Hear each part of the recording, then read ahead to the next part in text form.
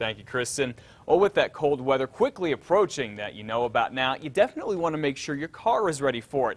So yesterday I talked with Robert Munoz at Morris Comanche Auto here in Albuquerque about what you should be doing now before the really cold weather gets here. And he says it all starts with making sure that you don't crack your radiator.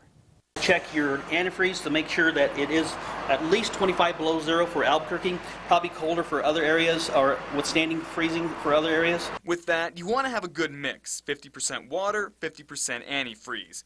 You also want to check your windshield washer fluid, make sure it's full, and use a brand that's made for cold weather. Then move on to your battery. Definitely want to have that checked. If it's 4 or 5 years old, that's absolutely a must. When it's really cold, you'll get to find out whether it's good or not. Really not a good time to do it. That's because if your battery's weak or doesn't have enough cold cranking amps, your car won't start. Tire pressure also, including your spare tire pressure, will drop with cold temperatures, so you definitely want to follow with that as well. And Robert says if you don't be proactive and check all of this before the really cold weather hits and stays for good, then your car could end up here in a shop for a long time. You will end up with a carsicle. You will have something frozen, usually doing some major serious damage that could be very expensive. Doing this in advance, you will certainly save a lot of money.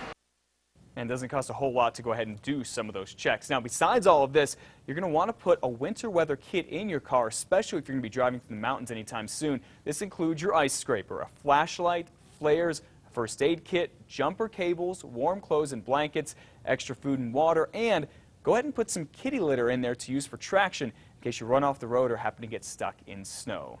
All right, at 5